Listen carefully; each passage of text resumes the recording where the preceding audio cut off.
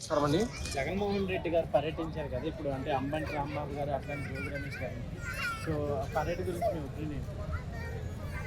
ఇప్పుడు first of all పర్యటన చేయాల్సిన అవసరం వచ్చిందని నీకు ఆ లడ్డు కల్తీ ఉన్నప్పుడు ఆయన వచ్చేసి క్లియర్ అంటే అయిపోయింది.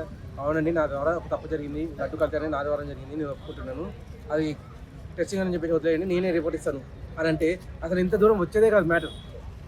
లడ్డు కల్తీ జరగడం వల్ల ఎవరో హిందువులు వాళ్ళు మొదలుపడడం వల్ల ఆ పోస్టర్లు అంటించారు.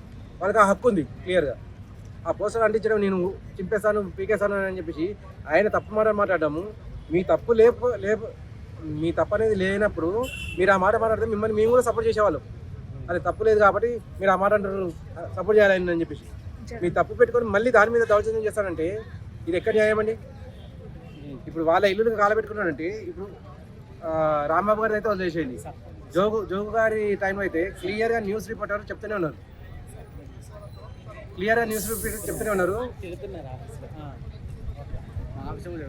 న్యూస్ రిపోర్టర్ అనేది క్లియర్గా అప్పుడే చెప్పారండి. వాళ్ళ కార్యకర్తలే వచ్చేసి దాడి చేస్తున్నారని చెప్పేసి ఆ న్యూస్ నేను చూశానండి. అంటే మీ కార్యకర్తలను పెట్టుకొని మీరే దాడి చేయించుకొని మీరే మళ్ళీ పర్యటన అని చెప్పి పేరుతో వచ్చేసి ఏం నేర్పిద్దాం అనుకుంటున్నారు?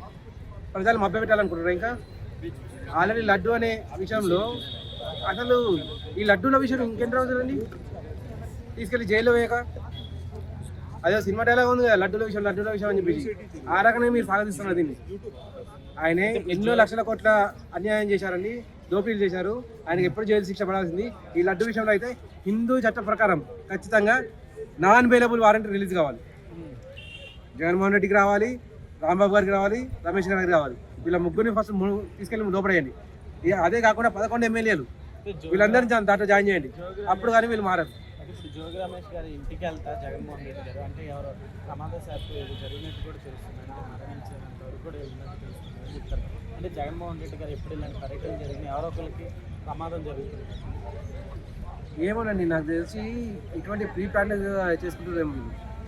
అంటే మనం ఒకసారి ఇక్కడ ప్రశ్నించుకోవచ్చు. మనం కూడా మన్నాల దాకా వెళ్ళడం అంటే అది ప్రీ ప్లాన్ అయితే కాకపోవచ్చు. కానీ ఈయన వచ్చినప్పుడే ఇటువంటి జరగడం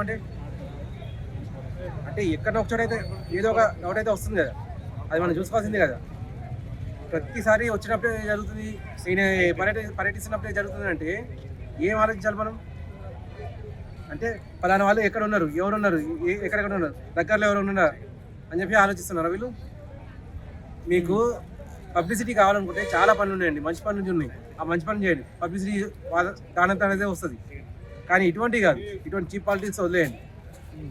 ఒకప్పుడు మీరు సీఎంగా ఉన్నప్పుడు కోడి కత్తిని యూజ్ చేశారు, అటువంటి ఏమైనా యూజ్ చేస్తున్నారా ఇప్పుడు? అవి ఆలోచించుకోండి.